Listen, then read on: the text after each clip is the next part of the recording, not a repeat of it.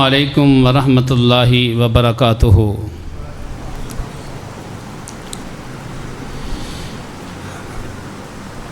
ان الحمد للہ نحمده ونستعینه ونستغفره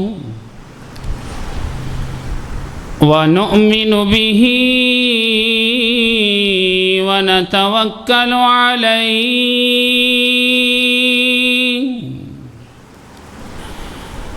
ونعوذ باللہ من شرور انفسنا ومن سیئات اعمالنا اما بعد فاعوذ باللہ من الشیطان الرجیم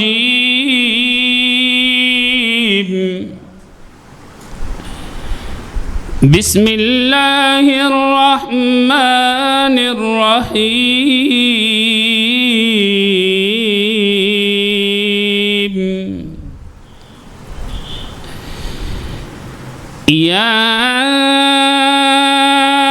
ایہا الذین آمنوا قولوا قولا سدیدا يصلح لكم أعمالكم ويغفر لكم ذنوبكم ومن يطع الله ورسوله فقد فاز فوزا عظيما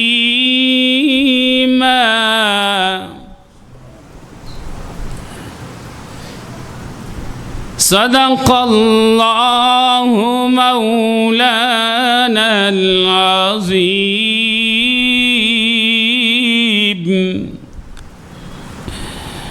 وصدق رسوله النبي الكريم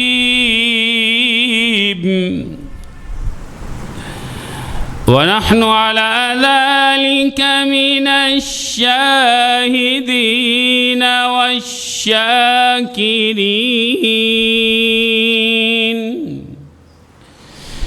والحمد لله رب العالمين نہ رئیس ہوں نہ امیر ہوں نہ رئیس ہوں نہ امیر ہوں نہ میں بادشاہ نہ وزیر ہوں نہ رئیس ہوں نہ امیر ہوں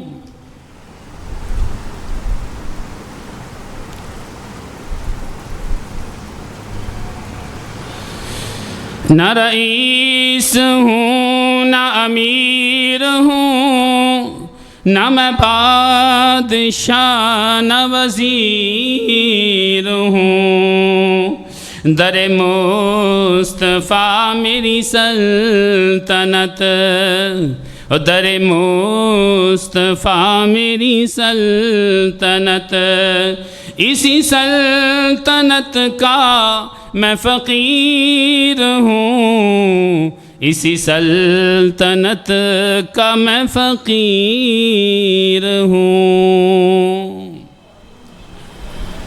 تمام قسم کے حمد و ثنا اللہ وحدہ لا شریک مالک الملک رب کائنات خالق ارض و سماوات دے واسطے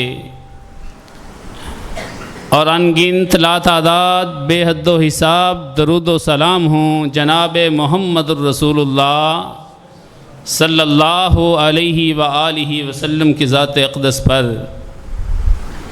حمد و ثنا کے بعد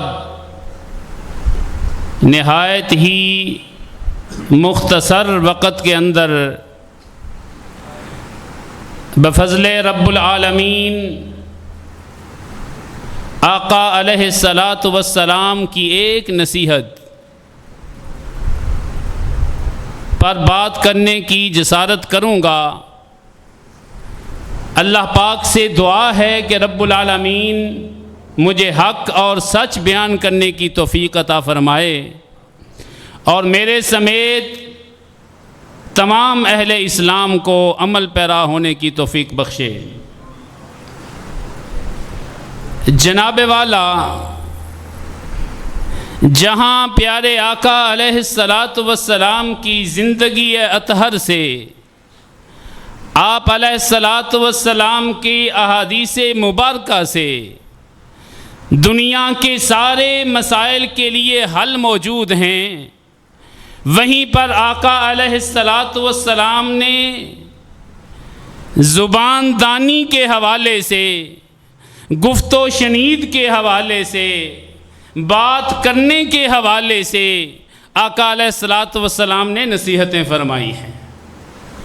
تو آج صرف یہی میرا ٹاپک ہے، انداز بیان، بات کرنے کا طریقہ، گفتگو کرنے کا طریقہ۔ اللہ کو کون سا طریقہ پسند ہے، پیارے آقا نے کون سا طریقہ اپنایا ہے اور کون سا طریقہ اپنانے کی اپنے ساتھیوں کو، اپنے جانثاروں کو نصیحت فرمائی ہے۔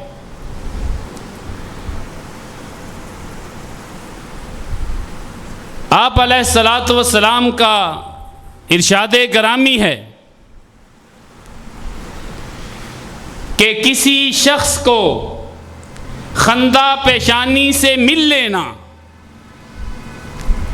اگر کوئی آپ سے ملاقات کرتا ہے، کوئی آپ سے ٹکراؤ کرتا ہے، کوئی آپ کو راستے میں ملتا ہے، کسی سے آپ کی ملاقات ہوتی ہے، تو وہ مومن جو کسی کو خندہ پیشانی سے مل لیتا ہے، مسکرا کے مل لیتا ہے، پیارے آقا علیہ الصلوۃ والسلام نے فرمایا یہ بھی صدقہ ہے۔ مسکراہٹ سے سجی ہو جب ہر ایک بات، مسکراہٹ سے سجی ہو جب ہر ایک بات، دلوں میں بن جاتی ہے اپنی ایک جگہ خاص۔ نرمی سے بات کرنے میں ہیں جیت کے راز، نرمی سے بات کرنے میں ہیں جیت کے راز، تلخی سے تو بگڑتے ہیں ہر ایک کے مزاج، تلخی سے تو بگڑتے ہیں ہر ایک کے مزاج، ایسی پیاری زباں ہو کہ سب کو بھا جائے گا تو، ایسی پیاری زباں ہو کہ تو سب کو بھا جائے گا، ہر دل میں محبت کا دیا جلا جائے گا، نرمی سے بات کر کے تو دیکھو کبھی، نرمی سے بات کر کے تو دیکھو کبھی، پتھر دل بھی موم کی طرح پگھل جائے گا۔ آج کے معاشرے میں جہاں بھی آپ دیکھیں، جو بھی لڑائی، جو بھی جھگڑا، جو بھی قتل و غارت، جو بھی دشمنی، جو بھی فساد شروع ہوتا ہے، وہ کہاں سے شروع ہوتا ہے؟ وہ بات کرنے کے انداز سے شروع ہوتا ہے، گفتگو سے شروع ہوتا ہے، زبان سے نکلے ہوئے چند الفاظ سے شروع ہوتا ہے، جس پر قتل بھی ہوتے ہیں، جس پر فسادات بھی بڑھتے ہیں، جس پر دشمنیاں بھی پڑتی ہیں، جس پر ماؤں بہنوں کی عزتیں بھی اچھالی جاتی ہیں۔ آغاز ہوتا ہے تو کہاں سے ہوتا ہے؟ زبان سے نکلے ہوئے چند الفاظ سے ہوتا ہے۔ تو قرآن پاک نے، اللہ تبارک و تعالیٰ نے قرآن پاک کے اندر کئی جگہوں پر اس بات کا ذکر فرمایا۔ تو چند آیات کے چند جملے آپ کے سامنے پڑھنے کی جسارت کرتا ہوں۔ قرآن کیا کہتا ہے؟ اللہ پاک ارشاد فرماتے ہیں، اعوذ باللہ من الشیطان الرجیم، بسم اللہ الرحمن الرحیم،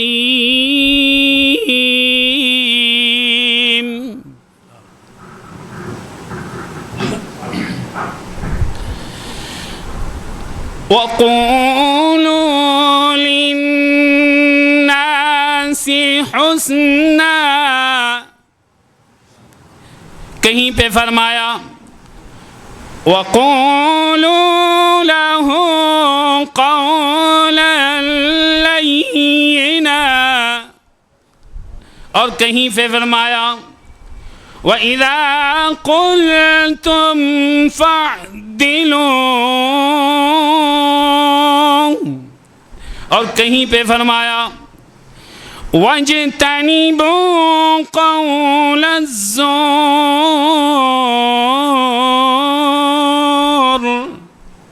اور کہیں پہ فرمایا يَقُولُ الَّتِي هِيَ أَحْسَنُ، اور کہیں فرمایا وَقُولُوا قَوْلًا سَدِيدًا۔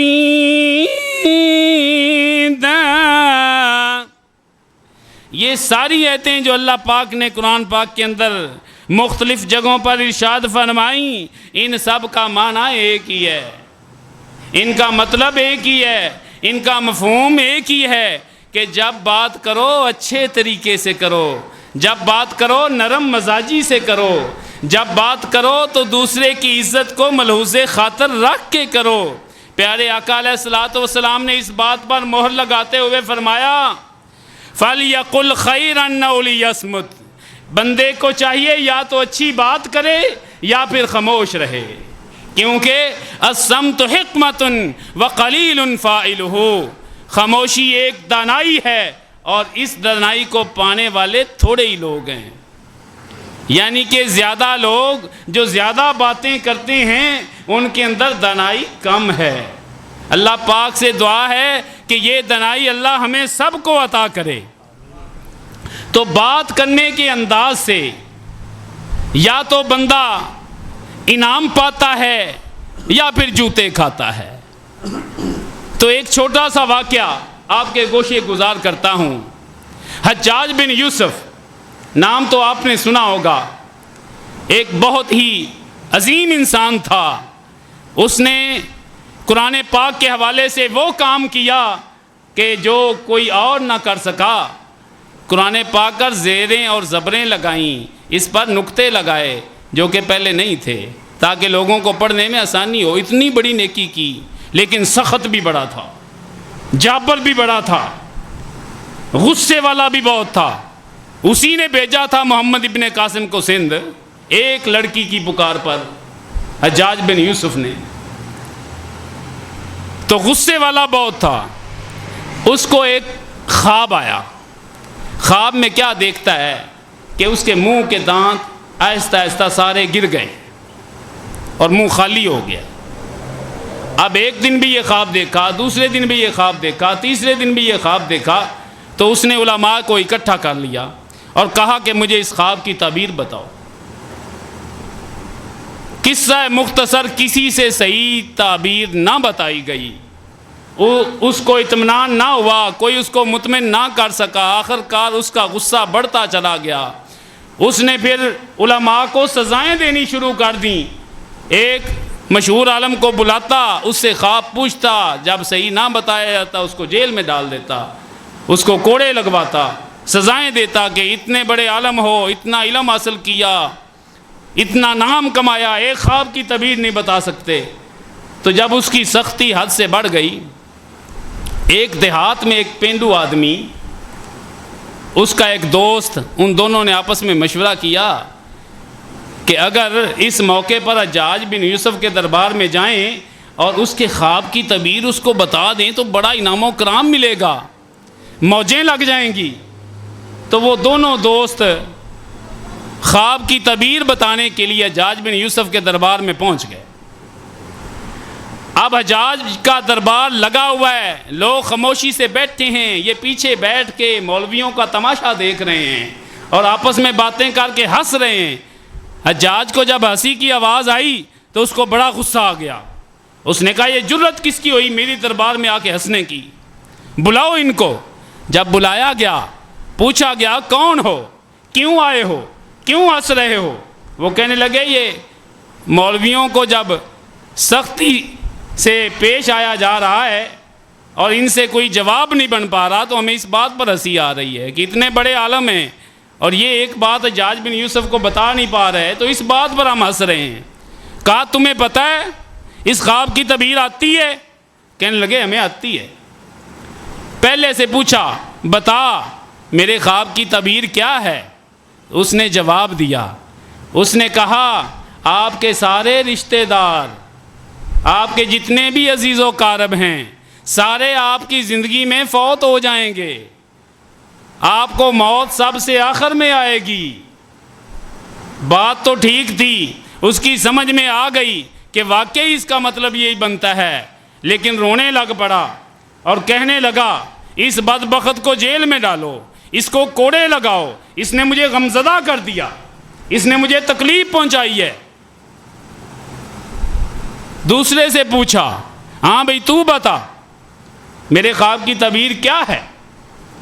اس نے کہا جناب مبارک ہو آپ کو مبارک ہو، آپ کی زندگی سارے رشتہ داروں سے لمبی ہے، آپ کو سب سے بڑی عمر اللہ پاک نے عطا کی ہے۔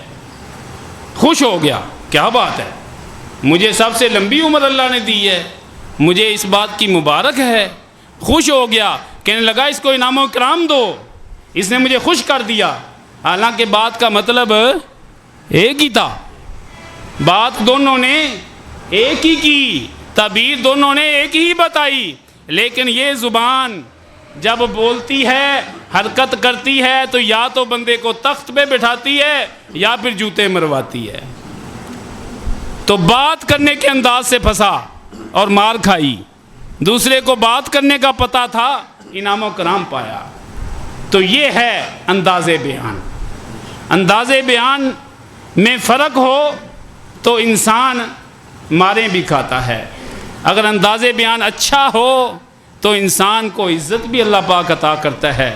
حضرت عائشہ صدیقہ رضی اللہ تعالی عنہ، اللہ کے نبی نے فرمایا ان اللہ رفیق، حضرت عائشہ بیان فرماتی ہیں ان اللہ رفیق یحب الرفق، اللہ پاک بڑا رفیق ہے، بڑا نرم دل ہے، بڑا نرم مزاج ہے۔